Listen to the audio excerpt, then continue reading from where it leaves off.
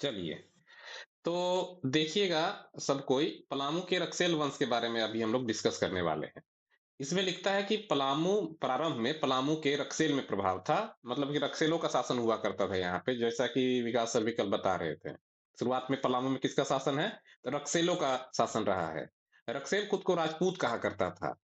और रक्सेलों का पलामू क्षेत्र में आगमन, ये जो रोहतासगढ़ है ना, उस तरह से हुआ है। और ये शुरुआत में कहा जाता है कि लोग राजस्थान तरफ से रहा करता था, उधर से रोहतासगढ़ आया और रोहतासगढ़ से फिर पलामू में घुस गया।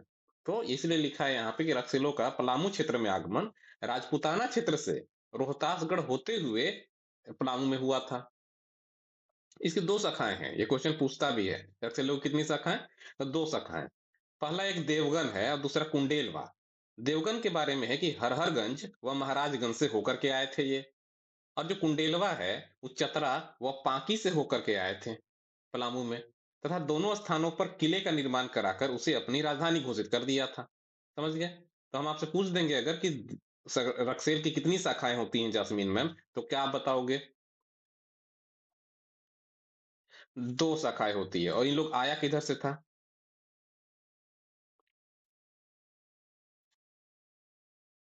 बहुत बढ़िया, राजपूताना क्षेत्र से, रोहतासगढ़ से होते हुए पलामू में आया था। इन लोग खुद को क्या कहता था? नहीं, इन लोग खुद को, इन लोग अक्सर खुद को राजपूत कहा करता था। ये तो दो शाखाएं हैं ना। ठीक है, आगे चलिए। लेस्लीगंज के, लेस्लीगंज ये वही है जहां हम लोग पढ़ेंगे आपको। एक वीर योद्धा थे हमारे आदिवासी, क्या नाम था उनका? नीलांबर पीताम्बर। ठीक है, तो लेस्लीगंज के कुंदरी के एक रक्सेल राजा ने, समझ रहे, लेस्लीगंज के कुंदरी के एक रक्सेल राजा ने सरगुजा पर अधिकार प्राप्त कर लिया था, सरगुजा छत्तीसगढ़। आगे लिखता है कि कोरवा, गोंड, पहाड़िया, किसान, खरवार रक्सेलों के समय की महत्वपूर्ण जनजातियां थी। इनमें खरवार सर्वाधिक संख्या में थे, जिसके शासक प्रताप धवल थे। प्रताप धवल अत्यंत प्रतापी रक्सेल राजा थे। समझ गए? जी, अभी तो बोला खरवार थे, अभी फिर ये बता दिया ये रक्सेल राजा थे। दीपक सर।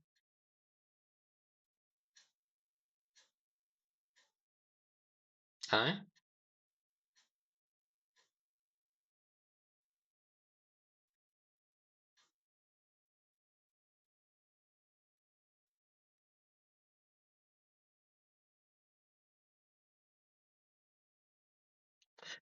नहीं नहीं, मेरा क्वेश्चन वो नहीं है। वो लिखे लिखा है कि इनमें खरवार सर्वाधिक संख्या में थे, जिनके शासक प्रताप धवल थे।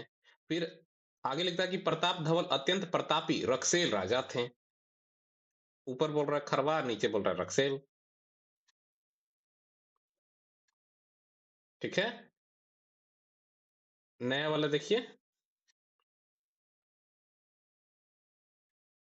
हम्म, चलिए मिस्टेक है कुछ, आगे चलते हैं। तो लिखा है कि प्रताप धवल अत्यंत प्रतापी रक्सेल राजा था, जिसके अभिलेख थिलौथू 1158 ईस्वी, ताराचंडी तथा फुलवारी से प्राप्त हुए हैं। समझ गए? ये मिस्टेक हमको लग रहा है। आगे, रक्सेलों ने पलामू में लंबे समय तक शासन किया तथा 16वीं सदी में चेरों ने इन्हें अपदस्थ कर दिया। समझ गए? तो रक्सेलों को हटाने का काम कौन किया? तो ये चेरों ने कर दिया, याद रखिएगा। अब पलामू में चेरो वंश के बारे में हम लोग पढ़ेंगे। तो 16वीं सदी यानी कि समझ रही है 1500 के आसपास का जो टाइम पीरियड है, उसमें चेरों ने इनको हटा दिया। अब आगे चलते हैं। यानी कि चेरो इन लोग हटाए, 1498 में पुर्तगाली आ गया था, उस 1500 के रेंज में पुर्तगाल था। तो पुर्तगाल भी मौजूद था भारत में, जब झारखंड में आपका चेरो और रक्सेलो का युद्ध हो रहा होगा। अब चलिए आगे चलते हैं, पलामू का चेरो वंश।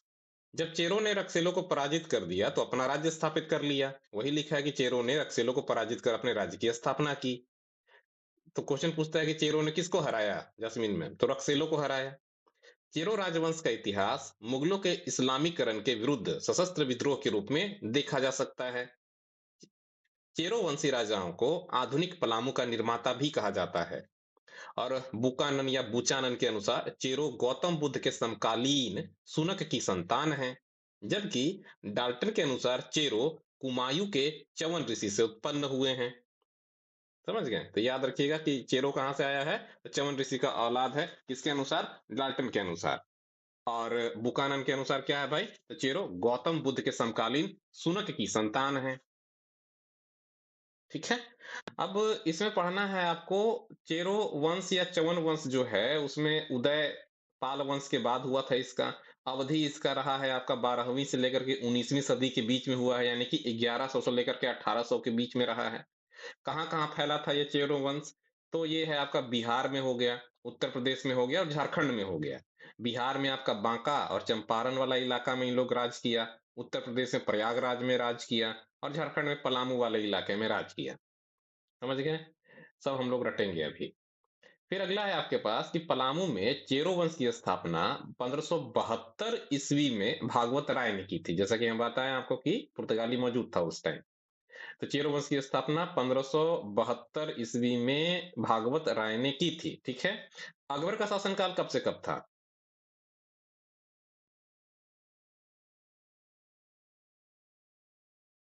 हाँ जी,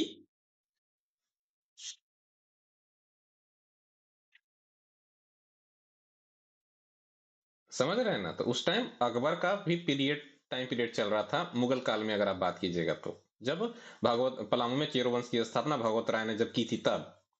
भगवत राय रक्सेल राजा मान सिंह के नौकर थे तथा मान सिंह की हत्या करके इन्होंने चेरो वंश की स्थापना की थी। क्वेश्चन पूछ देगा कि भागवत राय ने किसकी हत्या की थी, तो मान सिंह की हत्या की थी जो कि रक्सेल राजा थे।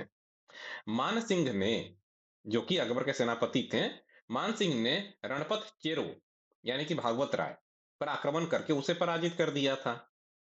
चेरो राजा अनंत राय जहांगीर के समकालीन थे। पूछ देंगे कि जहांगीर के समकालीन राजा चेरो राजा कौन थे, तो ये थे आपके अनंत राय। और अगर हम पूछ दें कि जहांगीर के समकालीन नागवंशी राजा कौन थे, तो क्या बताओगे आप?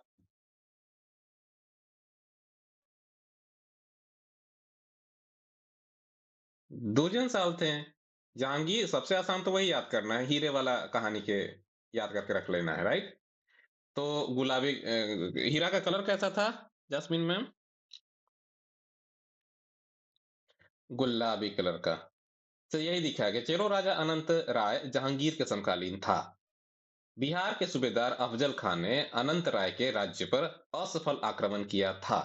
समझ गए? तो अनंत राय जहांगीर का समकालीन था और अफजल खां नहीं जीत पाया था इसको। अब आई सहबल राय के बारे में बात करते हैं।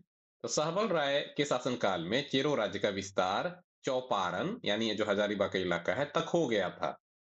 सहबल राय को जहांगीर के सैनिकों ने 1613 ईस्वी में बंदी बना लिया था। अब ये लूट लेता था चूंकि मुगल जो जाता था काफिला उसको, इसलिए इसको बाघ से लड़वा दिया।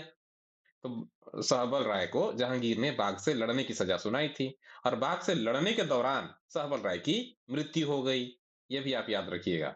1613 में बंदी बना लिया था, 1613 में बंदी बना लिया था। अब आया आगे बात करते हैं प्रताप राय की। प्रताप राय शाहजहां के समकालीन था।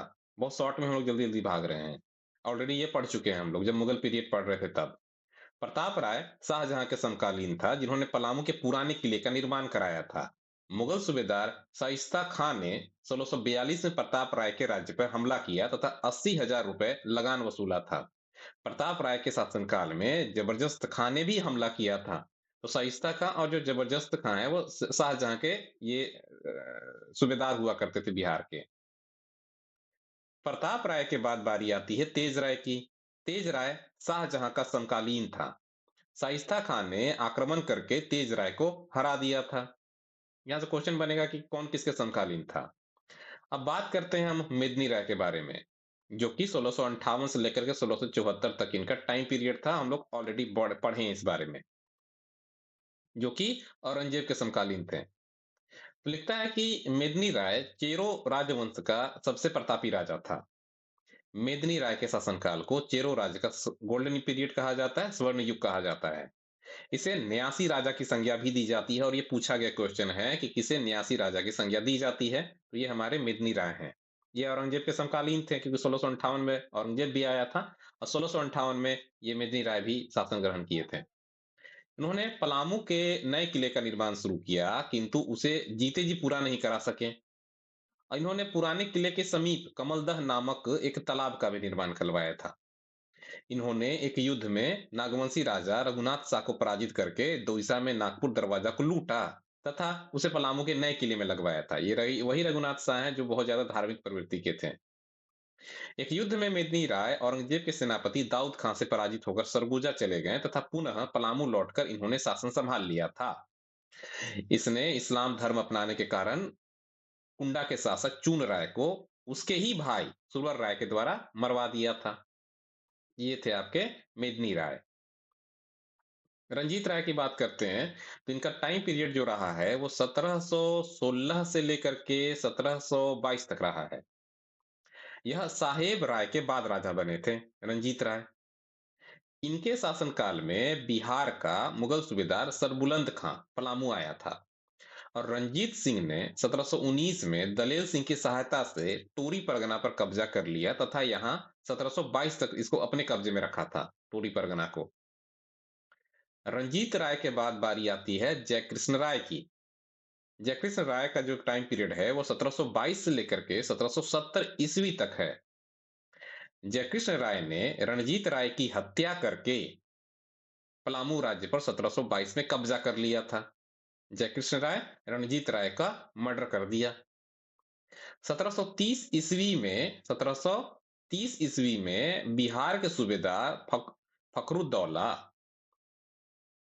ने कुंजी सिंह कानूनगो की सहायता से चेरो राजा जयकृष्ण राय से 5,000 रुपए सालाना वसूल कर लिया और 1733 में अलीवर्दी खान को बिहार का मुगल सूबेदार बनाया गया तथा इसने जयकृष्ण राय पर 5,000 रुपए वार्षिक कर निर्धारित किया और इसे वसूलने का अधिकार टेकारी के राजा सुंदर सिंह को दिया था।